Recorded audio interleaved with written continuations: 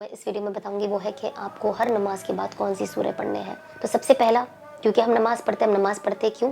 Guidance के लिए, अल्लाह की माफ़ी के लिए, मगफिरत के लिए, for forgiveness, for guidance, for repentance.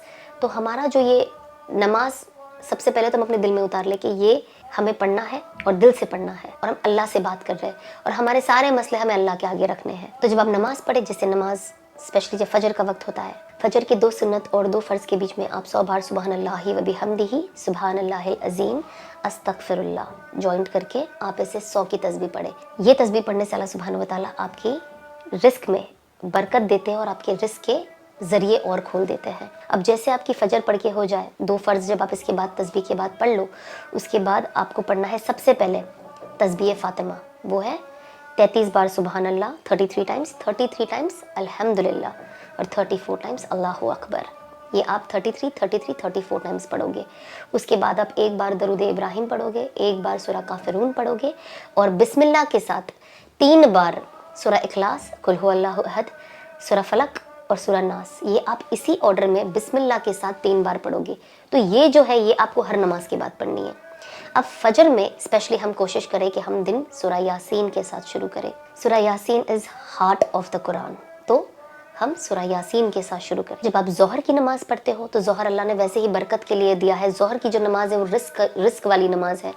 तो हम ज़ोहर की जब नमाज़ पढ़े उसके बाद हम सूरह फतह पढ़े। सूरह फतह थोड़ी बड़ी है बट इंशाल्लाह हो जाएगी। जब आप रेगुलर पढ़ोगे तो आप उसके अंदर आसानियाँ देखोगे। और सूरह फतह मीन्स विक्ट्री। तो जिस किसी भी विक्ट्री चाहिए वो उस नीयत से पढ़े कि अल्लाह तू मुझे काम में विक्ट्री दे, ज़िंदगी में विक्ट्री दे, आखिरत में विक्ट्री दे, है ना। तो हम वैसे पढ़े। उसके बाद आप असर की नमाज़ पढ़ोगे। असर की नमाज़ 4 सुन्नत 4 फ़र्ज़। उसके बाद आप सूरह नबह पढ़ोगे।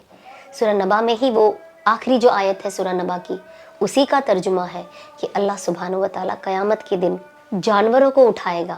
एक जानवर जिसने दूसरे जानवर पे जुल्म किया, कहते हैं ना, एक सिंग वाला जानवर जिसने एक दूसरा जानवर को अपने सिंग से मारा जिसके पास सिंग नहीं थी, तो अल्लाह सुब्हानहू व तआला उसका बदला पूरा करेंगे क़यामत के दिन। और जैसे ही उसका बदला पूरा हो जाएगा, अल्लाह सुब्हानहू व तआला उन जानवरों को वापस मिट्टी कर देंगे। और उस वक्त जो अल्लाह पे ईमान नहीं लाए वो ये कहेंगे हशर के दिन, काश अल्लाह हम मिट्टी हो जाते।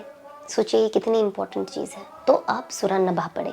जब आप मगरिब पढ़े तो मगरिब के बाद अगर जो पढ़ सकते हैं, जिनके पास कोई काम नहीं, जो थोड़े फ्री हो, बच्चे बड़े हो गए जिनके, या छोटे हैं लेकिन परेशान नहीं करे, जिस दिन आपको लगता है कि आज मैं कर सकती हूँ, आप अवाबीन की कसरत करें। 6 रकात अवाबीन की होती है, नफिल नमाज है, तो 2 रकात करके पढ़े, 2 रकात नफिल नमाज अदा करती हूँ अवाबीन की, वास्ते अल्लाह के, रुख मेरा काबे शरीफ की तरफ। ये आपका 3 फ़र्ज़, 2 सुन्नत, 2 नफिल होने के बाद आप 6 रकात अवाबीन पढ़ेंगे अगर आप पढ़ सकते हैं तो। और उसके बाद आप पढ़ोगे सूरह रहमान और उसके बाद आप पढ़ोगे सूरह वाक़िया। सूरह रहमान में सिर्फ़ और सिर्फ अल्लाह की वहदानियत है। ये एक वाहिद सूरा है जिसमें अल्लाह ने सिर्फ़ और सिर्फ खुशखबरियाँ दी है, जन्नत के वादे दिए हैं और कैसा वो मंज़र होगा ऊपर, उसके वादे दिए हैं, उसके बारे में बताया है। तो जब आप सूरह रहमान पढ़ोगे ना, और जब आप तर्जुमे के साथ पढ़ोगे, मैं पहले सूरह रहमान पढ़ती थी पर जब मैंने तर्जुमे के साथ पढ़ना शुरू किया, मुझे अभी भी पता है लॉकडाउन में मैं ऐसी एक आयत नहीं थी जो मैं पढ़ती थी और जब मैं उसकी मीनिंग पढ़ती थी मेरे आँख से आंसू गिरते ही जाते थे। बस एक ऐसी आयत मैंने नहीं पढ़ी है जहाँ पे मेरे आँख से आंसू गिरना बंद हुए हैं कि अल्लाह तू वाकई ही कितना रहमान है, तू कितना रहीम है, तू कितना माफ़ करने वाला है। उसके बाद अब सूरह वाक़िया पढ़े। आज की तारीख में हर इंसान ये कहता है खर्चे ज़्यादा हो गए हैं, कमाई कम हो गई है। पैसा कमाते हैं बचता ही नहीं है, कभी इधर ज़ाया हो जाता है, कभी हॉस्पिटलों में ज़ाया हो जाता है, कभी ऐसा कोई खर्चा आ जाता है जिसका तसव्वुर नहीं किया। तो अल्लाह सुब्हानहू व तआला कहते हैं सूरह वाक़िया पढ़ो। सूरह वाक़िया क्या करेगा? आपकी जो सैलरी है ना, जो आपका इनकम है, पहले तो उसमें बरकत आएगी आपके लिए। अल्लाह और रास्ते और दरवाजे खोलेगा रिस्क के। अल्लाह से हमें मांगना भी है कि अल्लाह तू हमें हलाल रिस्क के और ज़रिए दे और हमारे हलाल रिस्क के लिए सारे दरवाजे खोल दे, हमारा रिस्क हमारे लिए वसी कर दे। तो आप ये पढ़े। और सूरह वाक़िया कहते हैं कि जो इंसान सच्ची दिल से सूरह वाक़िया पढ़ेगा और उस पर यकीन करेगा कि अल्लाह सुब्हानहू व तआला इससे रिस्क देते हैं, अल्लाह का वादा है उसके घर में कभी तंगी नहीं आएगी, वो कभी पॉवर्टी में नहीं जाएगा, वो कभी टेंशन में नहीं रहेगा कि अब मैं क्या करूं, कैसे करूं। अल्लाह उसके लिए कुछ ना कुछ निज़ाम बना देगा। एंड यू वोंट बिलीव, मैं ये सूरह वाक़िया जो है ये 4.5 साल से तो मतलब ऑब्वियसली एवरी डे بٹ اس کے پہلے بھی 2-3 سال پہلے سے میں نے پڑھائی شروع کری تھی. کبھی کبھی آن آف ہوتا تھا شروعات میں, بٹ اس کے بعد جو میں ریگولر پڑھنے لگی ہوں, الحمدللہ. ہوتا ہے نا, ایک انسان کام کرتا ہے, اس کے آل آف سڈن کچھ خرچے آ جاتے ہیں کام کو لے کر, اور کوئی اور گھر کی چیزیں ہوتی ہیں, کام کی چیز ہوتی ہے, سڈن ایکسپینسز ہوتے ہیں. میں کبھی کبھی خود سوچتی ہوں, اللہ یہ کام کیسے ہو گیا, میرے پاس تو نظام ہی نہیں تھا, اللہ نے کیسا نظام بنا دیا. تو اللہ ہی یہ نظام بناتا ہے. تو ہمیں یہ یقین رکھنا ہے کہ سورہ واقعہ سے انشاءاللہ اللہ نے چاہا تو ہم کبھی غربت نہیں دیکھیں گے, ہمیشہ اللہ کی طرف سے ان کی نعمتوں کو انجوائے کریں گے, اور اللہ ہمارے رزق میں برکت ڈالے گا. اور جو دن کی آخری نماز ہے عشاء, 17 رکعت, 4 سنت 4 فرض, 2 سنت 2 نفل, 3 وتر 2 نفل, یہ پڑھے. اس کے بعد آپ کو پڑھنا ہے سورہ ملک. سورہ ملک کا یہ وعدہ ہے کہ جو سورہ ملک پڑھتا ہے, اللہ کی طرف سے وعدہ ہے کہ جو شخص روز عشاء کے بعد سورہ ملک پڑھے گا, اللہ اسے قبر کے ہر عذاب سے بچائیں گے. اور سورہ ملک انفیکٹ یہ کہے گا, اگر کوئی انسان قبر میں ہے اور اس پہ عذاب کوئی آ رہا ہے, لیکن وہ شخص روز سورہ ملک پڑھتا تھا, تو ایسا کہا گیا ہے کہ وہ کہے گا کہ اللہ آپ نے تو وعدہ کیا تھا کہ جو مجھے پڑھے گا اسے قبر میں عذاب نہیں ہوگا. اور اگر عذاب ہو رہا ہے تو اللہ سبحانہ و تعالیٰ پھر یہ کیسا وعدہ, تو مجھے قرآن سے نکال دے, کیونکہ اتنا بڑا وعدہ ہے سورہ ملک کا. سورہ ملک آپ کے لیے, جب جنازہ قبر کے اندر جاتا ہے اور جو انسان روز سورہ ملک پڑھتا ہے, سب سے پہلے ڈیفینڈ کرنے سورہ ملک ایسے کھڑے ہو جاتا ہے کہ یہ شخص سورہ ملک پڑھتا تھا, اس کو قبر کا عذاب ٹچ بھی نہیں کرے گا. تو یہ سوچئے, اس چیز کی سب سے زیادہ ضرورت ہے ہمیں. چاہے ہر انسان کو رزق کی ضرورت ہوتی ہے, ہر چیز کی ضرورت ہوتی ہے, لیکن اگر آپ اس کے اندر بھی ہائپوتھیٹکلی کوئی پرائیورٹی ڈھونڈیں, ہر انسان قبر کے عذاب سے بچنا چاہتا ہے. دیکھیے آپ انسٹاگرام پہ میں بہت دیکھتی ہوں, کبھی قبرستان دکھایا جاتا ہے جہاں پہ قبر کے اندر سے سانپ نکل رہے ہیں, اور لٹرلی وہاں کے لوگ سانپ کو پکڑ پکڑ کے نکال رہے ہیں. ایسی کتنی جگہ ہے جہاں پہ سانپ گھوم رہے ہیں. تو وہ دیکھ کر ایک خوف آ جاتا ہے, اور وہ دیکھ کر آئی تھنک جب ہم دیکھتے تو وہ ہمارے لیے ایک ریمائنڈر ہے کہ ہم اور سورہ ملک کی اس کثرت کو پڑھے, اس کو ایک کثرت سے پڑھے, زیادہ پڑھے. اب بیکاز اب میری امی بھی وہاں پہ ہے, تو میں کوشش کرتی ہوں, یہ میرا کوئی عمل کسی کو بتانے کے لیے نہیں ہے, بٹ آپ کی حوصلہ افزائی کے لیے ہے, کیونکہ جب انسان کو پتہ نہیں ہوگا تو وہ عمل کرے گا کیسے. تو میں کوشش کرتی ہوں کہ ایوری ڈے میں اپنے مطابق ایٹ پریزنٹ روز عشاء کے بعد 5 بار کوشش کر کے سورہ ملک پڑھ لیتی ہوں, کیونکہ میں اتنے سالوں سے پڑھتی ہوئی آئی ہوں. تو ایک طریقے سے اللہ سبحانہ و تعالیٰ نے اسے میرے زبان پہ ایک طریقے سے بائی ہارٹ ہو چکا ہے, تو بہت اچھے سے, اور مجھے بہت مزہ بھی آتی ہے یہ سورہ پڑھنے کے لیے. تو میں پڑھتی ہوں, پھر ٹرن کرتی ہوں, پھر پڑھتی ہوں, پھر ٹرن کرتی ہوں, پھر پڑھتی ہوں, اور آف کورس میں اس کا ایصال ثواب میری امی اور بہت سارے مرحوموں, جتنے بھی مرحوم ہیں ان کے لیے بھی بھیجتی ہوں. اور مجھے لگتا ہے کیونکہ قبر میں ہے تو سب سے زیادہ ضرورت اس چیز کی بھی ہے. تو یہ جو ہے یہ میرے دن کا معمول ہے. آپ اسے ایک بار بھی پڑھ سکتے ہو, اگر آپ کے پاس وقت ہے تو آپ 2-3 بار پڑھ لیں, اپنے مرحوموں پہ بخش دیں. اور آپ دن میں کچھ بھی کریں, آپ کوئی بھی چیز پڑھیں, آپ 100 کی تسبیح بھی اگر پڑھ رہے ہو نا کلمے کی, آپ وہ بھی مرحوم پہ بخش سکتے ہو. تو اس کا یہ مطلب نہیں ہے کہ آپ کو ثواب نہیں ملے گا. بہت لوگوں کے ذہن میں ہوتا ہے کہ ہم بخش دیے تو یہ تو مرحوم کے لیے بخش دیے, اب ہمارے لیے کیا. تو اللہ سبحانہ و تعالیٰ جو آپ عمل کرتے ہو وہ ثواب آپ کو بھی دیتا ہے, اور کیونکہ جب آپ ان پہ بخش دیتے ہو تو ایکول ریوارڈ ان کو بھی جاتا ہے. بہت سارے لوگوں کے ذہن میں یہ بھی ہوتا ہے کہ اگر میں یہ چیز صدقہ ایصال ثواب کری کسی مرحوم کے لیے, خود کے یا کسی کے لیے, تو میں اگر ہائپوتھیٹکلی اگر میں 2 نفل نماز پڑھ رہی ہوں اور اس کا میں ثواب چاہتی ہوں کہ میرے مرحوم کو ملے, تو بہت لوگ یہ بھی سوچتے ہیں کہ نہیں, اگر میں زیادہ نام لوں گی تو اس کا ریوارڈ ڈیوائڈ ہو جائے گا. لیکن اللہ سبحانہ و تعالیٰ کے ہاں ایسا کچھ نہیں ہے. اگر آپ نے 2 رکعت نفل پڑھی, اس کے اندر اگر آپ نے آدم علیہ السلام سے لے کے آج تک کا نام لے لیا, اربوں جنازے ہیں اس کے اندر, اربوں مرحوم ہے قبر کے اندر, ہم اندازہ بھی نہیں لگا سکتے. لیکن وہ 2 رکعت نفل کا جو ریوارڈ ہے ہر کسی کو ایکول ملتا ہے.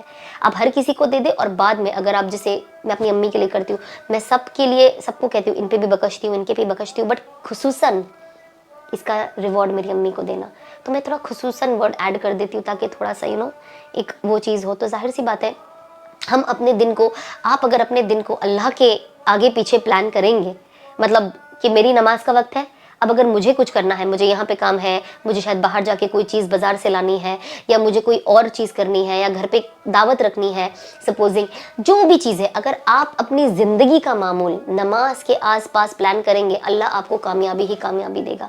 اب آپ سوچو گے کہ نہیں, سب سے امپورٹنٹ میرا دنیا کا کام ہے, اب جب دنیا کی کام سے میں فارغ ہو جاؤں گی, اس کے اندر بیچ میں نماز کو گھسا دوں گی, تو آپ کو جو اس کا بدلہ بھی ملے گا وہ ویسا ہی ملے گا. جتنا آپ نماز کو امپورٹنس دو گی, جتنا آپ ان سوراؤں کو امپورٹنس دو گی, کیونکہ اللہ نے اس کے بدلے بہت بڑے بڑے وعدے کیے ہیں.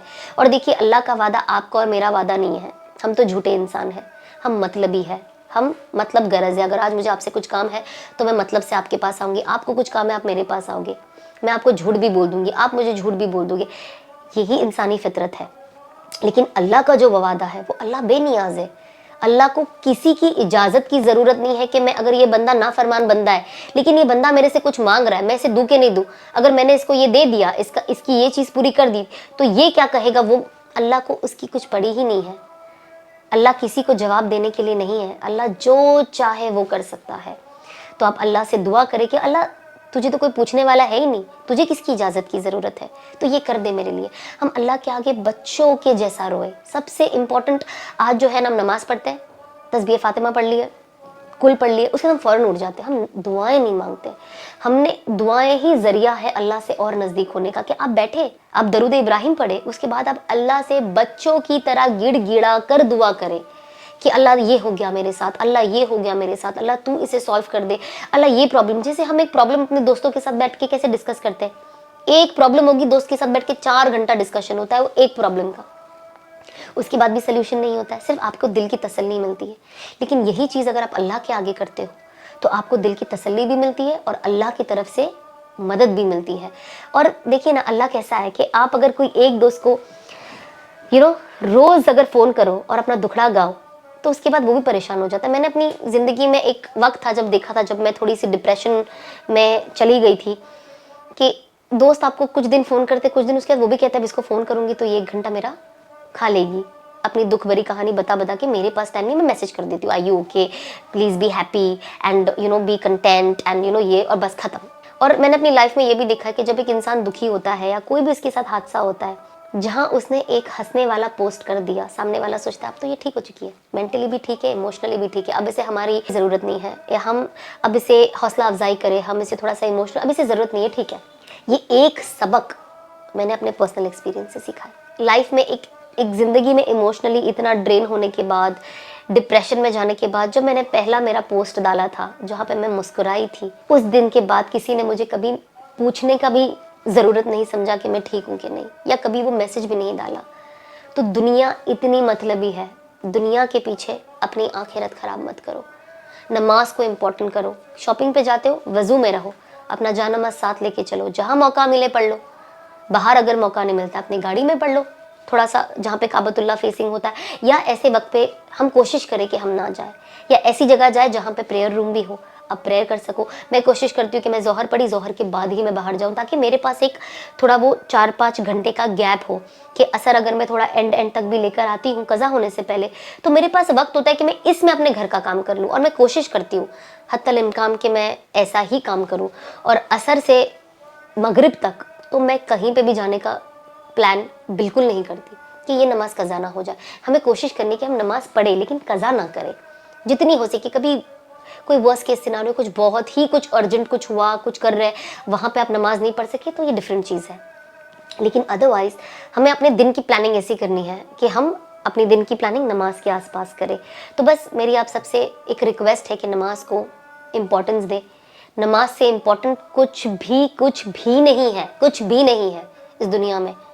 یہ اللہ کی طرف سے حکم ہے, یہ کمپلسری ہے, یہ چوائس نہیں ہے کہ آج آپ نے فجر پڑھ لی, ظہر مس کر دیا, چلو عصر پڑھ لے, جو من میں آتا ہے وہ پڑھتے ہیں. آئی نو بہت ایسے لوگ ہیں جو دن میں 2 نماز ہی پڑھتے ہیں, جبکہ ان کے پاس وقت ہے. 5 منٹ کس کے پاس نہیں ہے؟ ہر کسی کے پاس ہے. آپ فون میں بیٹھ کے ریلز دیکھتے رہتے ہو, آپ لیٹے رہتے ہو بس ایسے ہی, کسی کے ساتھ بیٹھ کے ایسے بس باتیں کرتے رہتے ہو, چائے پیتے رہتے ہو. جب آپ کے لیے اتنا وقت ہے تو جس انسان, جو خالق نے آپ کو بنایا ہے, آپ کے پاس ان کے لیے کیسے وقت نہیں ہے؟ نماز پڑھنے سے انسان غلط کو غلط سمجھتا ہے, صحیح کو صحیح سمجھتا ہے, غلط اور صحیح میں فرق دیکھ پاتا ہے. جب آپ کے اندر نماز ہی نہیں ہے, آپ کا ایمان نماز سے تازہ ہوتا ہے, تو جب آپ کا ایمان تازہ ہی نہیں ہو رہا ہے تو آپ اچھے اور برے کے بیچ میں فرق کیسے کرو گے؟